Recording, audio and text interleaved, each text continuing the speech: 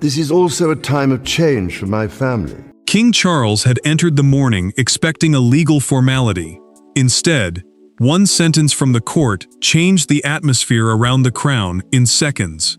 A sealed cache of papers had been withheld from royal custody, and the court identified Meghan as the person who had secretly retained them. Charles did not interrupt. He simply stared at the page before him, stunned by what the disclosure appeared to mean. Before we go deeper into what this really means for the royal family, make sure to subscribe so you don't miss a single update. Charles read the ruling again as the briefing began, but the second reading deepened the wound. The court proceeding concerned royal archival property, meaning private material whose lawful custody had to be decided. And the judge's ruling stated that Meghan had retained Elizabeth's restricted files instead of returning them to the designated archive. They included private correspondence, handwritten notes, briefing pages, and sealed records the late Queen had ordered, kept outside normal public access, because they dealt with personal family matters. The king lowered the summary and asked, "How long?" An aide answered that the papers may have remained outside palace control for years. Charles said nothing. Then disbelief gave way to hurt. Elizabeth had trusted a circle with material she never wanted freely circulated, and the court inventory showed several pages bearing her personal restriction markings.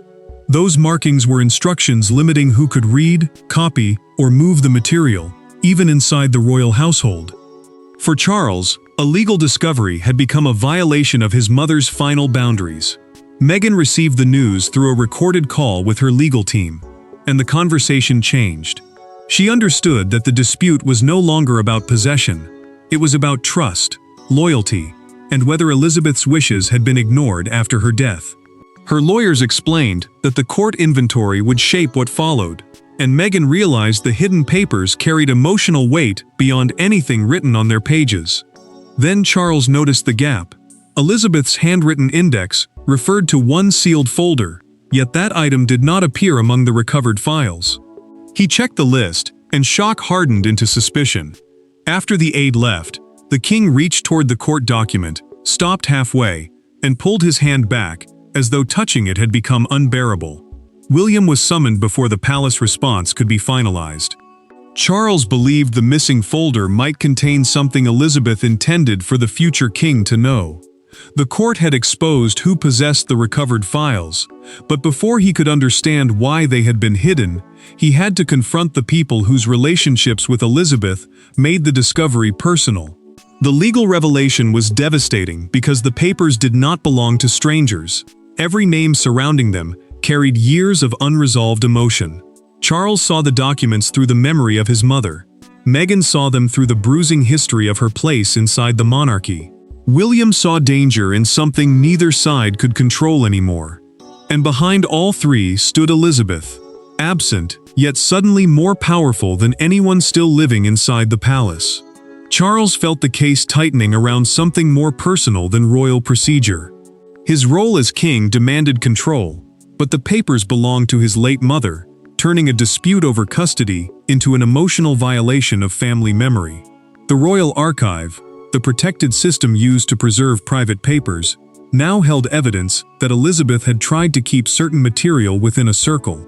That mattered, because her restrictions were not political strategy. They were personal boundaries written by a woman who knew how easily family pain could become public ammunition. William listened as his father spoke in a low voice.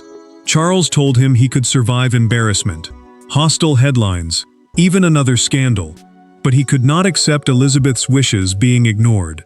The prince noticed his father rubbing the edge of his wedding ring while speaking. That small movement betrayed what the king would not say aloud.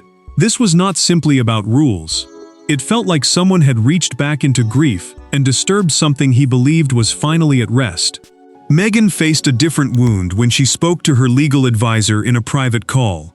She said returning the papers earlier would have meant surrendering what she believed was the only record capable of proving what happened behind closed doors during her years as a working royal.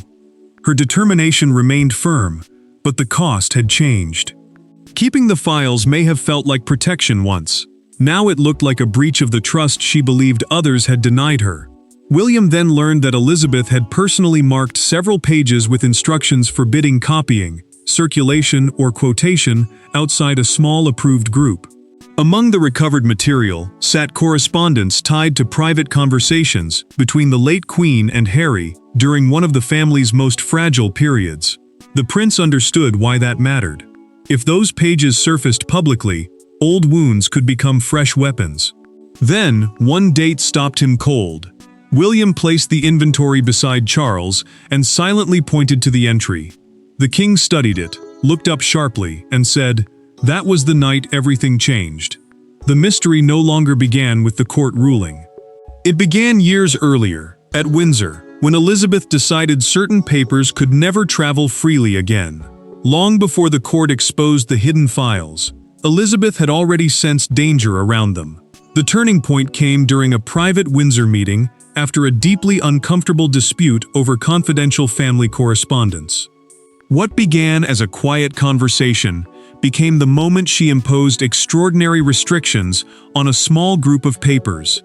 Years later, everyone would look back at that evening and realize the current crisis had not started with Meghan, Charles, or the judge. It started with Elizabeth herself. Elizabeth had always kept some private working papers apart from formal state records. These were personal notes, household decisions, and sensitive family correspondence that carried no governmental authority but enormous emotional weight. A state archive preserves official records connected to public duties, while her private papers were different. They captured conversations, disagreements, and judgments never meant to become weapons. By her final years, the Queen had grown increasingly uneasy about leaks, memoirs, selective retellings, and private words being pulled from their original meaning. The breaking point came during a Windsor meeting in late 2021. Elizabeth was told that a confidential family letter, discussed only days earlier within a tiny circle, had already been quoted beyond the people meant to see it. Her frustration remained controlled, but it was unmistakable. She ordered a small group of connected papers removed from normal household access and marked personal, no copying, a plain instruction that no duplicate should be made or circulated. Elizabeth then closed the original folder and pushed it toward a senior aide. She said she was not trying to erase history. She was trying to stop pain from being weaponized while the people inside that history were still alive. The aide understood immediately. From that night onward, every document in that group would be handled differently. Meghan would later see those same records through another lens.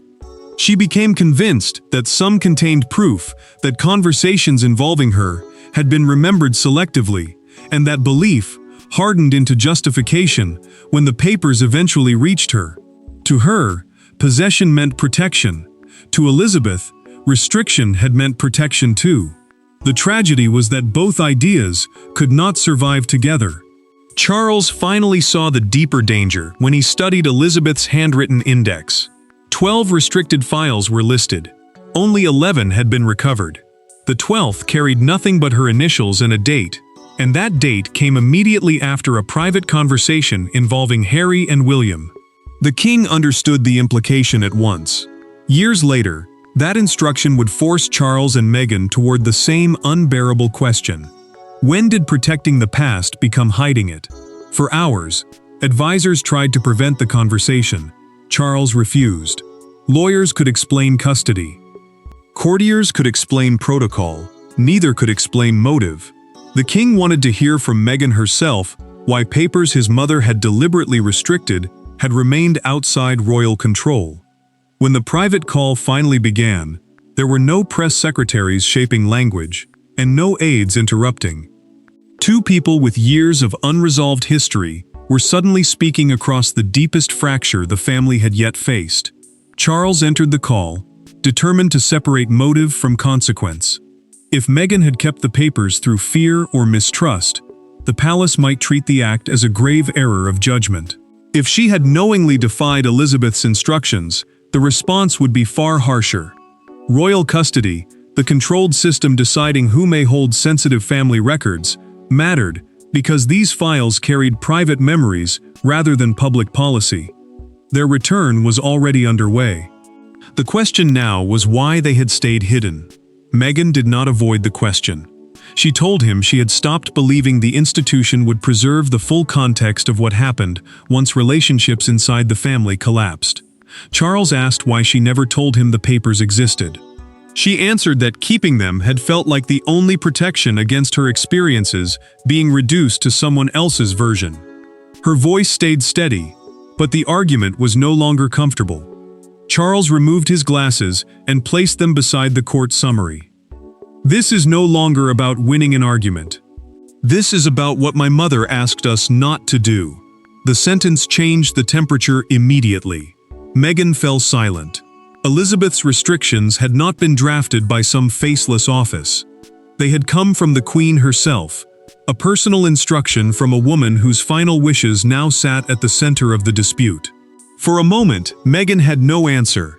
Then Meghan said something Charles had not expected.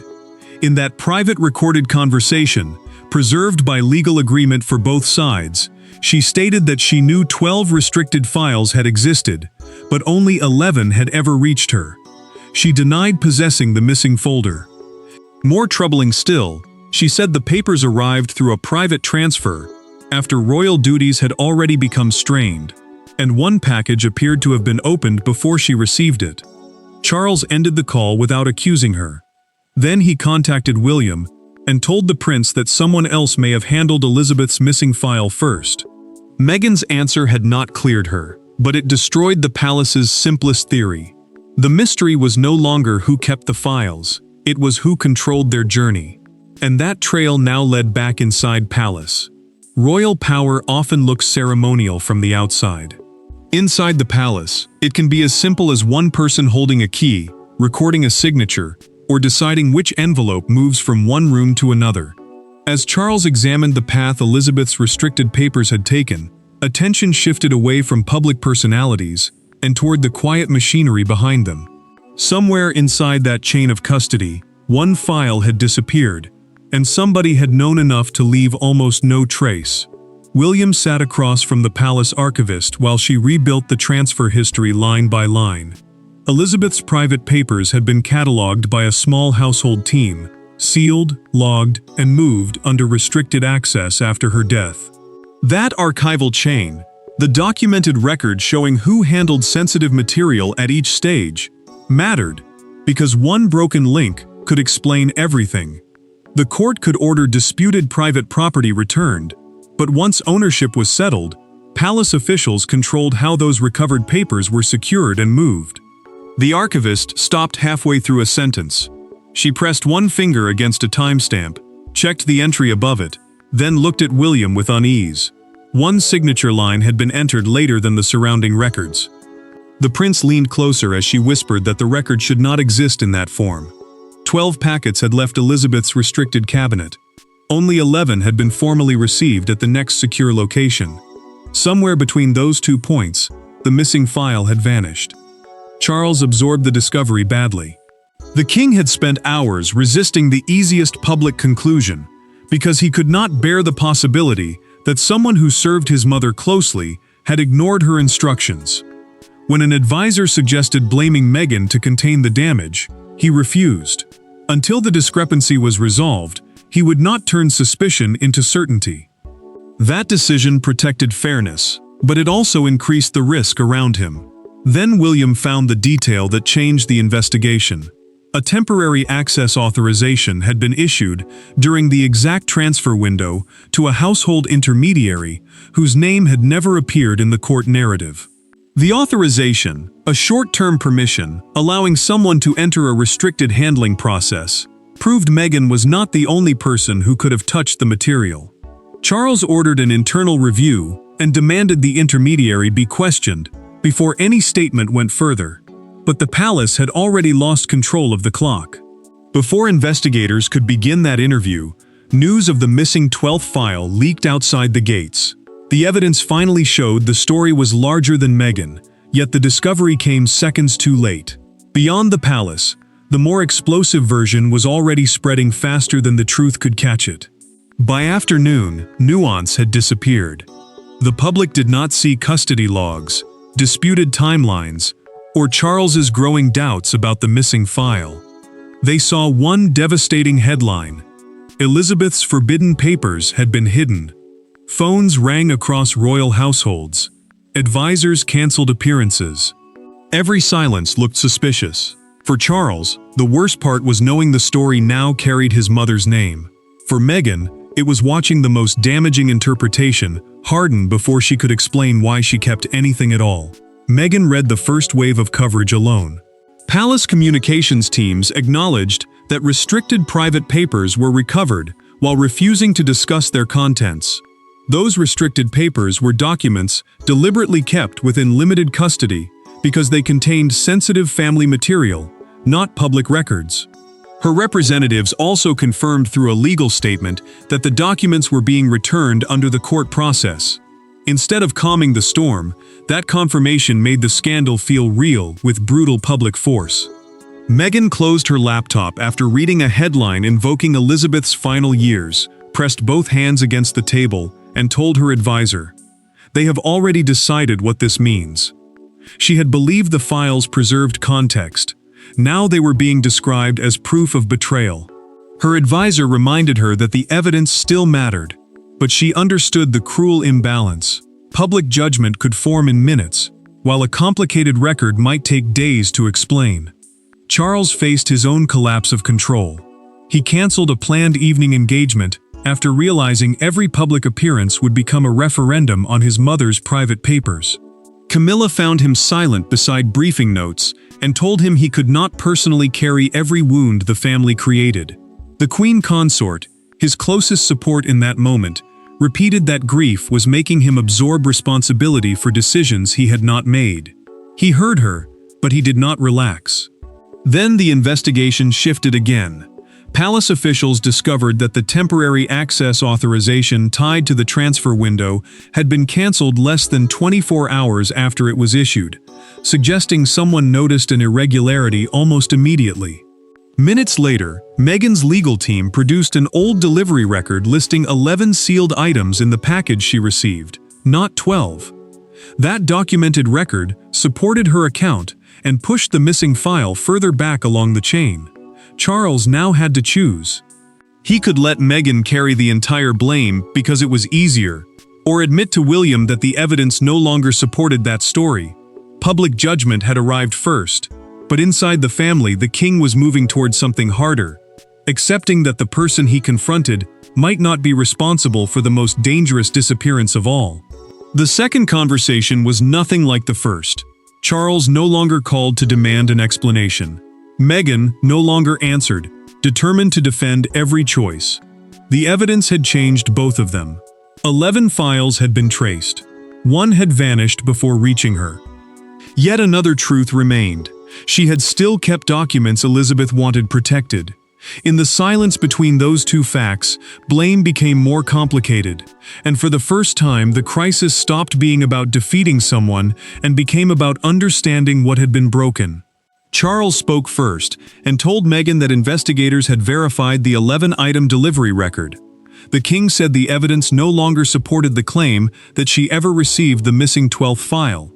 That mattered because it separated two very different acts: the disappearance of one document and the retention of 11 others. A custody arrangement, the formal system deciding who may lawfully hold restricted material, had still been broken. He made that distinction carefully because clearing one accusation did not erase the breach that remained. Meghan answered without the sharpness that had defined their earlier call. She admitted fear had shaped her decision. Keeping the papers had made her feel protected if private family disputes were later rewritten publicly, and she had convinced herself that possession meant security. But the protection came at a cost. She now understood that Elizabeth's instructions had been ignored, even if she had believed she was preserving her own version of events. Charles then admitted something he had resisted saying aloud. He had reacted first as a son, not as a monarch. Hearing that his mother's restrictions had been broken felt like losing control of part of Elizabeth all over again. The king told Meghan that grief had hardened his first judgment. She did not interrupt him. For once, neither side tried to win. Meghan agreed during the documented private conversation to surrender every copy, note, scan, and extract still under her control. She also signed a complete declaration, a formal written statement confirming that no duplicate material remained in her possession. Charles then disclosed that the palace had identified the internal transfer failure tied to the missing 12th file, and the recovered evidence showed she was not part of that disappearance. Charles paused before ending the call. He told Meghan that protecting oneself and honoring another person's wishes could collide until everyone involved was wounded.